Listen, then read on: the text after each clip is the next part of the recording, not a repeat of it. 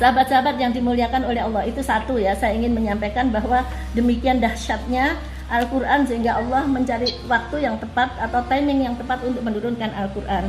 Tadi saya sampaikan, nah, katanya Allah saat diturunkan Al-Quran, kita disuruh oleh Allah apa? Bergembira. Tadi harus bergembira untuk menyambut kedatangan Al-Quran ini. Kenapa? Di surat Yunus, mungkin sahabat bisa nanti dibuka di rumah kalau sudah di rumah ya. Di surat Yunus di ayat 58 itu Allah mengatakan begini. Qul bi fadlillahi wa bi rahmatih fabidzalika falyafrahu huwa khairum mimma yajma'un. Gitu dikatakan oleh Allah di dalam surat Yunus ayat 58. Allah katakan di dalam tafsir, dengan karunia Allah dan rahmatnya hendaklah dengan itu mereka bergembira. Bergembira atas apa? Yakni hendaklah mereka bergembira. Ini kata tafsir Al-Madinah Al-Munawwarah, itu disebutkan Syekh Profesor Dr. Imad Zuhair Hafid. Dia mengatakan hendaklah mereka bergembira atas apa yang telah Allah berikan dalam Al-Quran. Nah, ini nanti akan masuk ke sana tadi, tema yang diberikan oleh teman-teman dari perempuan bangsa, atas dijadikannya mereka sebagai pembawa Al-Quran serta atas karunia dan rahmat Allah yang diberikan kepada mereka. Ya, sahabat-sahabat yang dimuliakan oleh Allah, kenapa harus bergembira? Kenapa sedemikian dahsyatnya Al-Quran ini sehingga Allah memilih waktu yang tepat untuk Al-Quran itu bisa diturunkan sampai kepada Nabiullah Muhammad. Yang pertama saya tadi sudah sampaikan bahwa Al-Quran adalah kalamullah, Allah yang berkata, Allah yang menyampaikan. Kemudian yang kedua disimpan di satu tempat yang terjaga demikian dahsyat. Itu Lohil Mahfud ini katanya di sana itu satu tempat perpustakaannya Allah di Lohil Mahfud itu. Kemudian dibawa melalui malaikat. Yang bawa siapa? Malaikat yang demikian agung, yang konon di kitab disebutkan malaikat Jibril namanya, yang memiliki 600 sayap, yang dikenal dengan Aminul Wahyu. Malaikat Jibril diyakini sebagai pemimpin para malaikat-malaikat Allah, dan nama Jibril sering yang disebut-sebut di dalam Al-Quran. Ada nama disebut tadi Ar-Ruh, itu katanya masuknya ke malaikat Jibril, atau Ruhul Amin, Ruhul Kudus, di Quran disebutkan seperti itu. Demikian malaikat yang begitu dahsyat, yang agung, yang membawa dari Allah, dititipkan ke Lauh Mahfud, kemudian dibawa oleh malaikat Jibril, kemudian diantar oleh malaikat Jibril. Kemana diantarnya? Ke langit dunia yang namanya adalah Baitul Izzah. Kapan itu diantar ke sana oleh malaikat Jibril? Yaitu di malam yang agung tadi, inna anzalnahu fi lailatul qadar. Jadi di malam yang agung tadi, Allah zat yang maha agung, malaikatnya demikian agung, ditempatkan di tempat yang agung, malaikat yang bawa begitu agung, kemudian disampaikan, dibawa oleh malaikat ke Baitul Izzah di waktu yang demikian agung, ya, waktu yang demikian mulia. Disampaikan kepada siapa? Kepada manusia yang demikian agung juga. Siapa manusia itu? Sayyidul Anbiya wal Mursalin, Nabiullah Muhammad Sallallahu Alaihi Wasallam. Sahabat, itu adalah satu-satunya manusia yang pernah sampai di atas Sidratul Muntaha. Hanya Rasulullah, Nabiullah, orang satu-satunya manusia yang sampai kepada di atasnya Sidratul Muntaha. Kapan itu? Ya saat malam Mi'raj, dipertemukan dengan Allah. Bukan hanya sampai di sana, tapi dipertemukan langsung dengan Allah, ditunjukkan surga dan neraka oleh Allah gitu. Nah, ini apa artinya kondisi yang seperti ini? Ini adalah cara Allah untuk memperlakukannya begitu istimewa Al-Quran. Maka karena itu kita perlu menghargai Al-Quran, menempatkan Al-Quran di atas kitab-kitab yang lain. Saya bersyukur perempuan bangsa termasuk orang-orang yang menjaga hifdzul Quran, menjaga Al-Quran. Ya, ini saya alhamdulillah bahwa kita ditugasi oleh Allah karena ini adalah demikian istimewa Al-Quran ini diturunkan, jadi kita harus menghargai sedemikian rupa. Sahabat yang dimuliakan oleh Allah, di Quran dikatakan umat yang menerima Al-Quran adalah umat terbaik. Ya, mungkin nanti bisa dilihat di Ali Imran ayat 10. Bismillahirrahmanirrahim. Saya cepatkan aja, takut mati ini, cepet-cepet.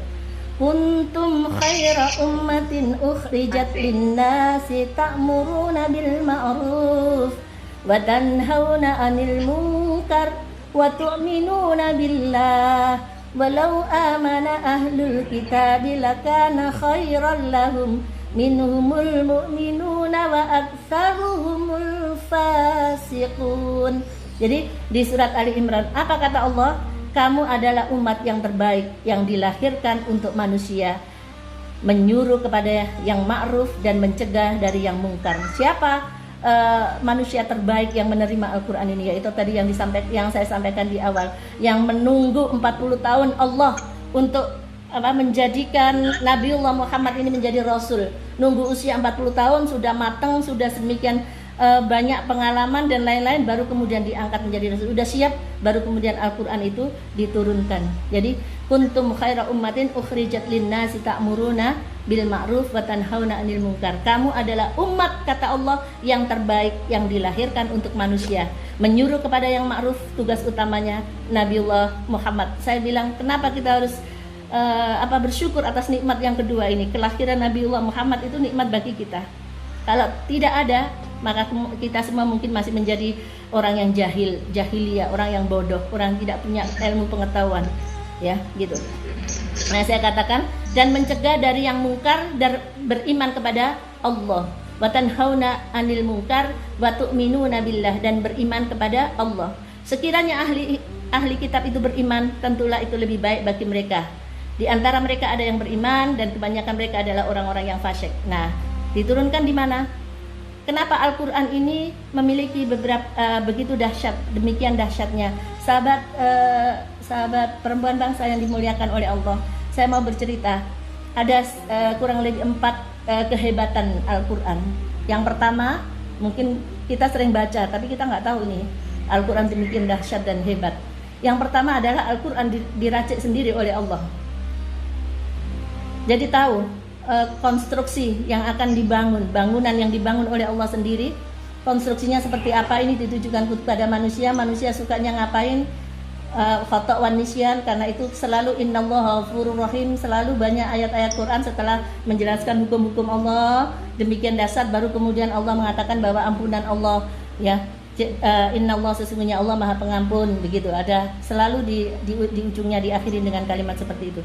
Jadi tadi yang pertama adalah Al-Quran itu diracik oleh Allah sendiri, didesain oleh Allah sendiri. Yang kedua, pembawa Al-Quran tadi sudah sampaikan, ini udah menjelang akhir ya. Saya nggak mau lama-lama, takut mendolimi perut atau yang mau masak.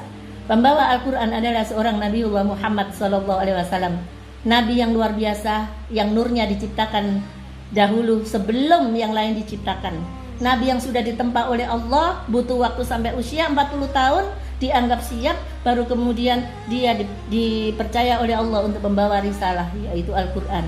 Maka saat itulah Nabiullah diangkat oleh Allah menjadi Nabi dan Rasul. Kemudian yang ketiga, sahabat-sahabat yang dimuliakan oleh Allah, ya, saat turun Allah yang mengatur. Oh, ini ayat ini ditaruh di sini, di surat ini. Oh, ayat ini ditaruh di sini. Itu Allah semua yang mengatur, ya. Jadi apa maksudnya? Bahwa turunnya Al-Quran berada di dalam pantauan Allah Subhanahu wa Ta'ala. Dan yang keempat, sahabat yang dimuliakan oleh Allah, Allah menurunkan Al-Quran ini yang paling dahsyat. Allah menurunkan Al-Quran justru di Mekah Al-Mukarramah, bukan di negara-negara yang sudah maju, ya. Al-Quran diturunkan di Mekah Al-Mukarramah yang saat itu dikenal negerinya negeri jahiliyah, ya. Diturunkan di Nabiullah Muhammad yang ummi, nggak bisa baca, ya. Di negeri yang jahiliyah yang terkenal hanya soal perdagangan, yang terkenal hanya soal syairnya. Karena ini Al-Quran diturunkan dalam rangka untuk menandingi siapa? Mbak Masyrifah, menandingi orang penyair-penyair dulu yang ada di Mekah Al-Mukarramah, gitu. Nah, inilah Allah ingin menunjukkan kepada kita semua bahwa Allah tidak menginginkan Al-Quran, kehebatan Al-Quran mendompleng kepada masyarakat yang sudah maju. Allah ingin menunjukkan saat Al-Quran turun, yang tadinya buminya begitu tandus, kemudian muncul tunas yang baru. Bahkan tadinya manusianya tidak beradab, timbul peradaban baru. Nah, disinilah Al-Quran kita lihat bisa merubah peradaban. untuk menjadi umat terbaik, maka caranya mau tidak mau yaitu dengan menyuruh manusia kepada yang tadi diperintahkan oleh Allah, kuntum khaira ummatin ukhrijat linnas. Jadi disuruh ngapain? Sebenarnya kita harusnya sampai saat ini, kalau ini kita lakukan udah nggak terjadi dunia ini aman dan tentram sentosa. Tapi kita lupa ini terhadap 3 hal ini. Apa itu? Yang pertama adalah menyuruh kepada yang ma'ruf, pelajaran Al-Quran yang penting itu, dan mencegah dari yang mungkar. Kita bolak-balik itu Al-Quran 30 juz, nanti yang ketemunya begitu. Ketemunya ternyata Al-Quran ini di ayat ini ngajak yang baik, di sini suruh kita pergi untuk menjauhi hal-hal yang mungkar. Dan yang ketiga apa? Beriman kepada Allah, mengimani Allah. Nah, ini yang suka kita lupakan hak saat ini.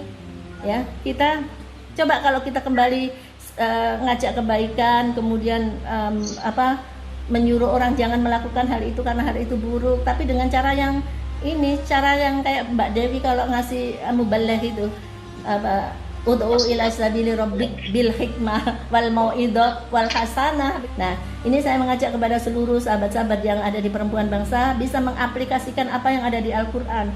Inti ajaran Al-Quran itu ya nggak jauh-jauh dari itu tadi 3, mengajak keimanan kepada Allah, kemudian yang menambah keimanan kita ke Allah, jadi kesolehan kita ditambah, kemudian menjauhi yang mungkar dan mengajak orang untuk selalu berbuat ma'ruf. Jadi ini yang saya bilang, yang sahabat-sahabat minta, inilah makna petunjuk huda, ya. Inilah petunjuk huda yang diberikan oleh Allah yang sesungguhnya yang ada di dalam Al-Quran gitu. Nanti rinciannya di mana Mbak Masyifa? Banyak itu, cari di 30 juz itu pasti ketemu nanti judulnya, mana yang ayat perintah, mana ayat yang larangan dan lain-lain, itu akan ketemu di sana.